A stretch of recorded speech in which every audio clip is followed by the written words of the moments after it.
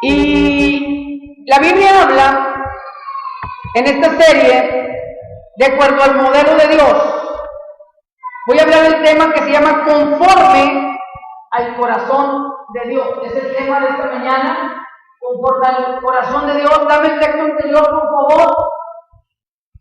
Dice Éxodo 26:30 que Dios le habla a Moisés y le dice: dile a tu hijo estas palabras y alzarás el tabernáculo conforme al ¿qué?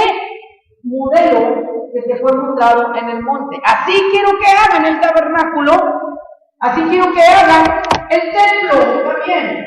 Dios le habla a Moisés para darle la figura del tabernáculo, y cuando le da la figura del tabernáculo le dice Dios a David, le dice: tú no me vas a edificar un templo, sino tu hijo, tus generaciones. Y le dice: ¿sabes qué? Así quiero el modelo.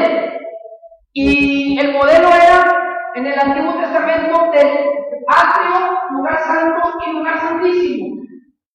Y en ese modelo iban incluidas varias cosas ahí dentro, como la mesa, los panes y levadura, la madera que se iba a utilizar, los materiales inclusive que se iban a utilizar. Dice: así quiero también que lo lleves tu hijo a cabo, y quiero que lleves este modelo conforme al modelo que yo te doy. ¿Cuántas veces nosotros queremos hacer nuestros propios modelos? ¿Sí? Nuestros propios modelos. Recuerden lo que dijimos del Antiguo Testamento y del tabernáculo, que significa ¿qué? O que es un tipo de ¿quién? ¿Se acuerdan? De Cristo. ¿De quién más? De la iglesia y de nosotros individualmente. ¿De quién? Cristo, la iglesia y de nosotros mismos. Y ahí le da el modelo y dice: alzarás el tabernáculo conforme al modelo que te fue mostrado en el monte. En nuestras vidas también tiene que haber un modelo. ¿Quién es el modelo nuestro? ¿Alguien recuerda? Jesús. ¿Sí? El que está a tu lado no es tu modelo, ni yo soy tu modelo. Mira, si yo soy tu modelo, ya marchaste, como decimos en el norte, ¿no? Si el que está a tu lado tú piensas que es tu modelo, ya marchaste. Y es por eso que muchas personas se desaniman, porque empiezan a vernos a nosotros, porque empiezan a ver al que está al lado y dicen: wow, este modelo de cristiano como que no me gusta. Y el modelo de cristiano es Jesucristo mismo. Dios ha puesto un modelo para nuestras vidas. Hay un texto bíblico que ahorita te voy a mostrar, pero al principio del reinado de Saúl, antes de que David fuese rey, al principio Saúl demostró ser digno rey. Tuvo victoria sobre los amonitas, tomó 3,000 soldados para guardar la paz y mandó a su hijo atacar a las guarniciones de los filisteos. Y Jonatán atacó a la guarnición de los filisteos que había en el collado, dice la Biblia, y lo oyeron los filisteos. Y con esto los filisteos declararon la guerra al rey Saúl y al pueblo de Israel. Y bueno, pues también Dios les estaba dando al rey Saúl un modelo, aún hasta para ir a la guerra. Ese era el modelo también, aún hasta para ir a la guerra. No puedo pararme en esto, pero Saúl fue orgulloso, fue muy orgulloso. No hay nada peor que un corazón orgulloso, que un corazón egocéntrico. Es por esa razón que nosotros tenemos que mantener saludable nuestro corazón, para que Dios pueda escuchar nuestro clamor. La Biblia dice en el Salmo 138, versículo 6, porque el Señor es excelso y atiende al humilde, mas al altivo mira de lejos. Eso dice la Biblia. Hay un modelo para el corazón del hombre también. Y Saúl batalló con esta situación del orgullo. ¿Pero qué es orgullo? Orgullo es el exceso de estimación propia o sentimiento que hace que una persona se considere superior a los demás. Eso es orgullo. Voy a leerlo. Es el exceso de estimación propia o sentimiento que hace que una persona se considere superior a los demás. Y de acuerdo a la Biblia dice que todos nosotros somos iguales delante de la presencia de Dios. Y el orgullo hace que nos veamos superiores a los demás. Y esto es lo que le pasó a Saúl, que se empezó a creer superior a los demás. Y bueno, no es bueno que nos desperdiciemos a nosotros mismos, ¿verdad? Porque tampoco es bueno tener una valoración menor, pero también no es bueno tener una valoración excesiva de uno mismo. En pocas palabras, con la cuestión del ego. Nosotros muchas veces batallamos con el ego. ¿Cuántas veces batallan con el ego? Levanta la mano. ¿Con el orgullo, que es lo mismo? Bueno, quiero decirte que esas fueron una de las razones que cayó Satanás del cielo. Por el orgullo. Una persona con ego es una persona que en su vocabulario siempre existe el yo y que cree que no hay nadie mejor que él. Tenemos que mantener nuestro egoísmo siempre bien sujetado, porque por muy bueno que tú seas para desempeñar X tarea en la congregación o en cualquier lado, en tu trabajo, tienes que mantener la humildad. Y ese es el modelo que Dios enseña a un hombre que es llamado conforme al corazón de Dios, llamado David. Yo quiero llegar al tema ahorita. Dios le habla y le dice, ¿sabes qué? Yo quiero un siervo humilde. Y Dios quita a Saúl, porque Saúl era un orgulloso, un tipo orgulloso, y lo quita del reinado para darle razón y para darle también oportunidad al rey David. Y mira nada más lo que escribe, primer libro de Samuel, capítulo 13, versículos 13 y 14. Esta es la historia más terrible, más conmovedora que puede haber en la vida de un hombre. Y Dios mira el corazón de Saúl. ¿Sabes que Dios mira nuestro corazón? Dios mira nuestro corazón. Y escribe estas palabras, le manda al profeta.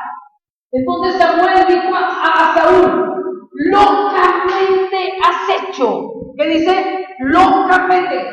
¿Qué le estaba diciendo Dios con estas palabras? Locamente, ¿a qué te suena? ¿A qué estás loco? ¿Verdad? O sea, estás loco. Locamente has hecho. Y sigue diciendo ahí, no guardaste el mandamiento, es decir, no guardaste el modelo que te di.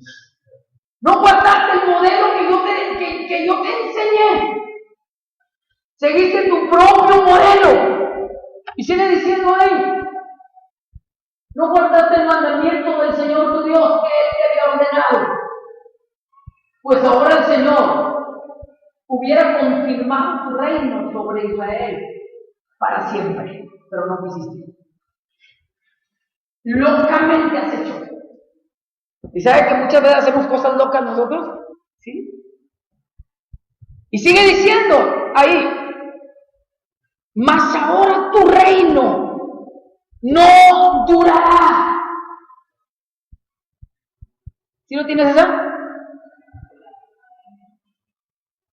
Mas ahora tu reino no será duradero. Fíjate lo que dice ahí. El Señor, ¿qué? Ha buscado, ¿a qué? Buscado un varón. ¿Conforme a qué? A su corazón, conforme a su modelo, conforme a su corazón, al cual el Señor ha designado para que sea príncipe sobre su pueblo, por cuanto tú no has guardado el modelo que el Señor te mandó. Por cuanto tú no has guardado lo que el Señor te mandó, el modelo del reinado se lo había enseñado a Saúl, pero Saúl lo desechó. Y no hay cosa más grande en la vida del hombre que el Señor deseche al mismo hombre. Pero no hay cosa más terrible también que el mismo hombre deseche la palabra de Dios. Bueno, he escogido este pasaje del primer libro de Samuel, capítulo 13 y 14, que relata la historia de la caída del rey Saúl, cómo su corazón desobediente lo llevó a perder la bendición. y a desviar el propósito de Dios para su vida. ¿Sabes una cosa? Tú y yo podemos desviar el propósito de Dios en nuestro corazón por malas decisiones, por malas cosas que hacemos, por pecados, por decisiones malas que podemos hacer en la vida. Tú y yo podemos desviar el propósito de Dios en nuestro corazón, en nuestra vida. Dice la Biblia que este hombre desechó la palabra de Dios, desechó el modelo de Dios para su reinado. Este tipo era tremendo con su ejército. Siempre lo estaba humillando, siempre lo estaba sobajando, siempre lo estaba deteniendo el plan perfecto de Dios aún en los soldados. Y dice la Biblia que este hombre desobedeció a la palabra de Dios, que dice la Biblia que este hombre fue desechado de la presencia de Dios. Su reino fue desechado por desviarse del propósito de Dios para su vida. Por causa de su desobediencia, el reinado fue traspasado a David, un joven pastor de ovejas que amaba y se deleitaba en su Dios. Un muchacho que dijo, yo quiero entrar de acuerdo al modelo de Dios. Escúchame bien, David era un muchachito. David ya era mayorcito. Pero un muchachito conmovió el corazón de Dios. David no era un superhombre. No había crecido en un palacio donde pudiera estar rodeado de diplomáticos de su tiempo. Este hombre, ¿sabes a qué olía? No olía a las grandes lociones, no olía a los grandes perfumes. Saúl quizás sí, porque tenía todo. Saúl quizá olía los mejores perfumes, comía las mejores comidas, iba a los mejores restaurantes. Quizá había sido criado en las mejores instituciones del pueblo de Israel. Pero Dios no mira nada de eso. ¿Sabes a qué olía David? Era el pastor. ¿A qué olía? A oveja, a chivo, ¿no? ¿Cómo huele? No sé si usted se ha acercado a un pastor, pero no huele muy agradable. ¿A qué huele? A madera, ¿no? Ahí va con su leñita, ¿no? A poner ¿cómo se llama? Su estufita de madera. A leña. O sea, cuando te acercabas a él olía humo. Los frijolitos los pasía ahí en jarritos, ¿verdad? Mientras que el rey Saúl no, pues todo le daba. Los mejores manjares, sí, pero no entró de acuerdo al modelo de Dios. Esa es la gran diferencia.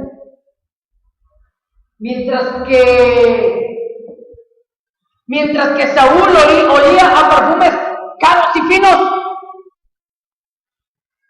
David olía a humo. Pero tenía una gran diferencia. En Saúl se había apartado la presencia de Dios, y en David estaba la presencia de Dios. No hay cosa más maravillosa que experimentar la presencia de Dios en nuestra vida.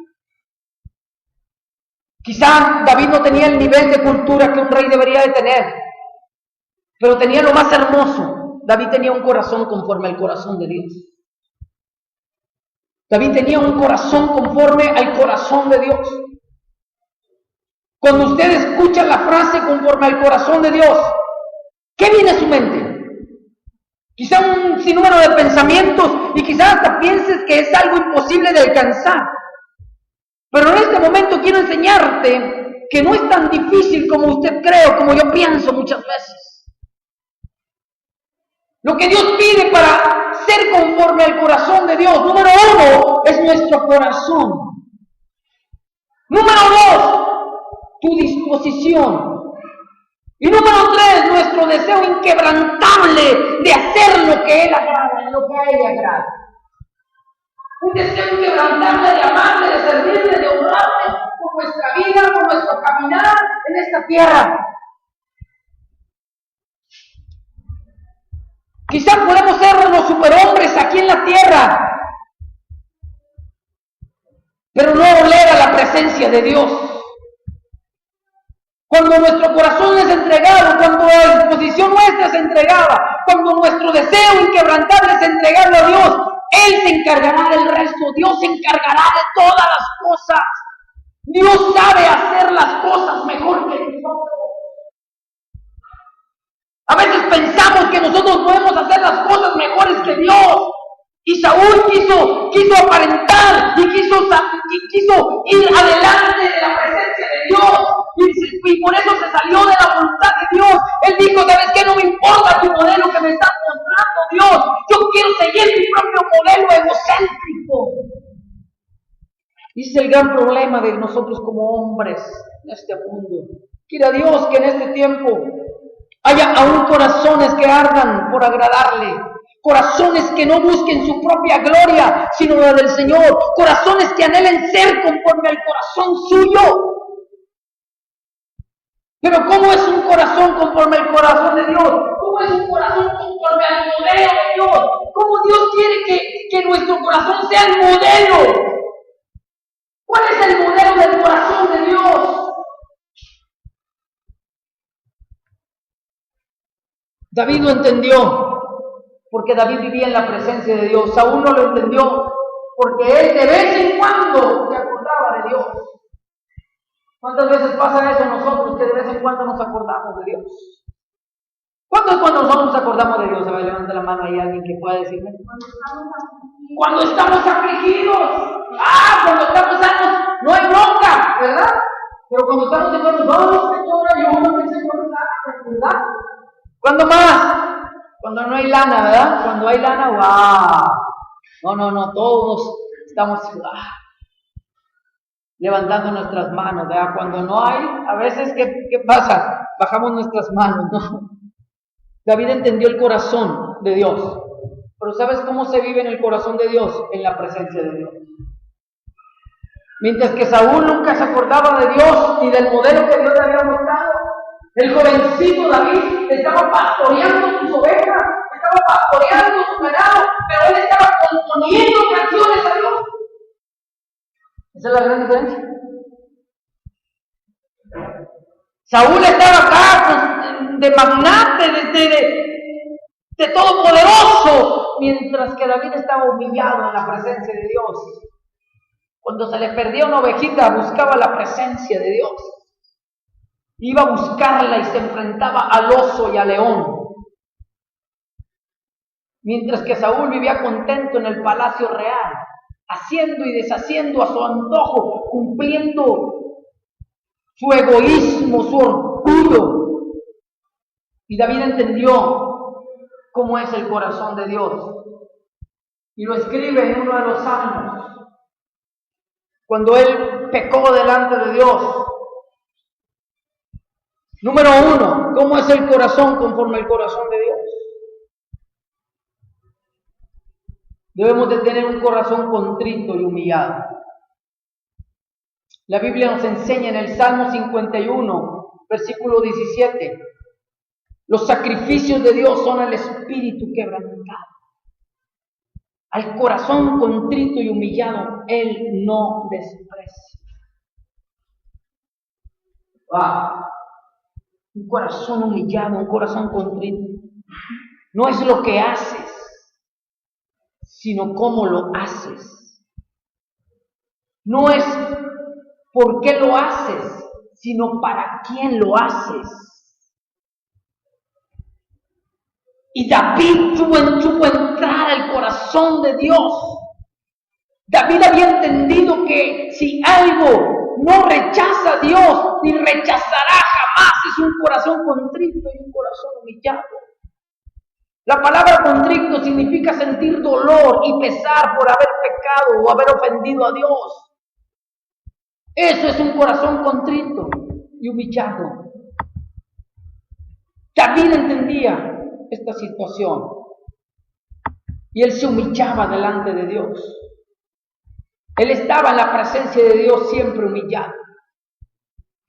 Esa es la clase de corazón que Dios anhela encontrar en ti y en mí. Que cuando pequemos contra Dios sientas el dolor de haberle fallado, que te lamentes por haber ofendido, que vengas a Él rendido, en completa sumisión delante de Dios. La promesa es que Él no te desamparará, no te despreciará, no te rechazará. El Señor te recibe con sus brazos extendidos. Jamás olvides que Dios es misericordioso y nadie más que Él te ama tanto. Él te ama con amor eterno.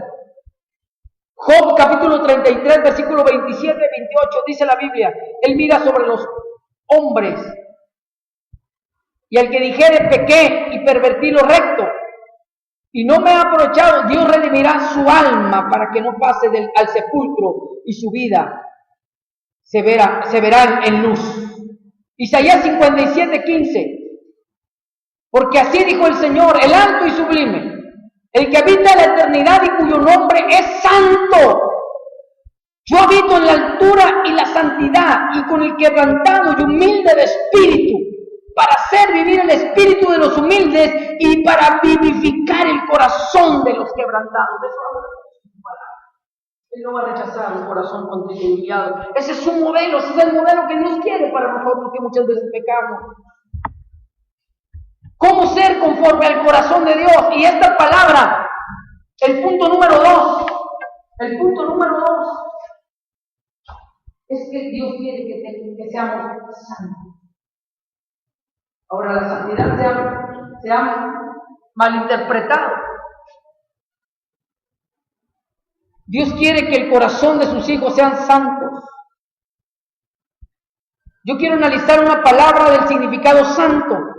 Santo en hebreo es Kedusha Kadosh. Kedusha Kadosh. Y esto significa apartado de toda especie de mal. Significa puro. Significa consagrado. Significa libre de corrupción. Y tuvo Saúl. Era un corrupto de primera. No se consagraba al Señor. Él batalló con apartarse de toda especie de mal. Pero yo quiero enseñarte la palabra santidad un poco más sencillo. Un poquito más sencillo quiero enseñarte la palabra santidad.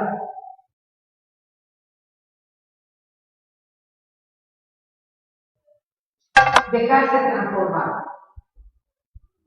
Eso es santo. Dejar que Dios te transforme. ¿Cuántas veces Dios ha hablado en nuestro corazón? Y nos ha dicho, yo quiero que cambies esta situación en tu vida. Yo te voy a ayudar a cambiar esta situación en tu vida. Santidad es dejarse transformar. La razón por la cual Dios exige a su pueblo santidad es porque no se merece menos. Él es santo, Él es santo, Él es santo, dice la Biblia, que anhela que sus hijos se limpien cada día de todo.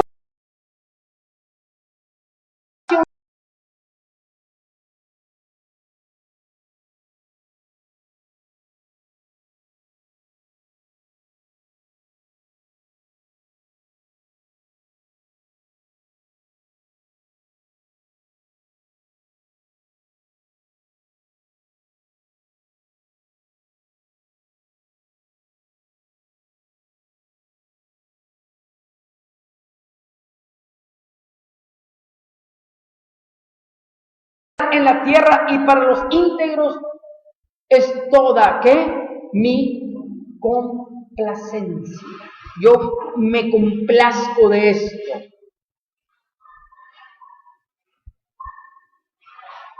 Yo quiero que el Señor se complazca de mí, se alegre de mí, se goce de mí, se deleite en mí. Para esto es necesario que cada día nos santifiquemos más, como dice la Biblia. Fíjate lo que dice Apocalipsis. Esta palabra de Apocalipsis está poderosísima. Apocalipsis 22:11. Porque hay personas que dicen, yo quiero santificarme, pero en realidad no se santifican. Esta palabra está gruesa. Fíjate lo que dice la Biblia. Apocalipsis 22:11. El que es injusto, ¿qué? ¿Ah? ¿Qué dice? Sea injusto todavía. Y el que sea inmundo, ¿qué dice? sea inmundo todavía. Pero el que es justo, practique la justicia todavía. Y el que es santo, ¿qué dice? Santifíquese todavía. ¿Sí? O sea, el que es santo, santifíquese más. Escúchame bien. Pero el que es injusto, ¿qué? ¿Se llama injusto? O sea, si está pecando, pues que peque más. Sí, o sea, saciate del pecado. O sea, si estás pecando, ¡zas! Pero no te estés ahí con que, ay, ya le fallé a Dios, y no te arrepientes. Hay personas que son así, fallan a Dios y ya las 500 dicen, ay Señor, perdóname, pero, bueno Señor, perdóname, pero voy a seguir en el mismo pecado. O dice Dios, pues peca más. O sea, no hay bronca conmigo, peca más. En otra versión dice, el que esté sucio, ensúciese más. En otra versión así dice. Pues el que sea santo, ¿qué? Santifíquese más. ¿Estamos? Quiero brevemente mostrar algo acerca de algunas áreas en las cuales Dios exige nuestra santificación. En nuestra forma de hablar. En la boca. En tu boca. O sea, en otras palabras diría Apocalipsis, el que sea grosero, ¿qué? Pues sea grosero más. El que se aviente 10 maldiciones, aviéntese 30, 40, 50, llénese de eso. Mira lo que dice la Biblia, Efesios 4:29. Ninguna palabra corrompida que salga de qué? De nuestra boca. A los hijos de, eres un burro, eres un tonto. Si le estás diciendo, pues dile más cosas. Pero si quieres acabar con eso, si quieres ser conforme al corazón de Dios, y que tus hijos sean conforme al corazón de Dios, enséñale cosas correctas. Al esposo, a la esposa, eres un tonto, eres una tonta, eres una mensa. Si le dices mensa, dile más. Si le dices tonto, dile más, cosas más gruesas. ¿Para qué andas ahí con poquitas cosas? Pero si estás dispuesto a acabar conforme al modelo que Dios quiere, que dice la Biblia, ninguna palabra corrompida salga de tu boca, sino que sea buena para la necesaria edificación, a fin de dar gracia, ¿qué? A los oyentes. ¡Wow! Tremendo. Tremendísimo. Exactamente, el que tiene oídos para oír, que oiga. Mira lo que dice otra versión. Mira lo que dice otra versión. La Biblia, el lenguaje sencillo. Malas palabras.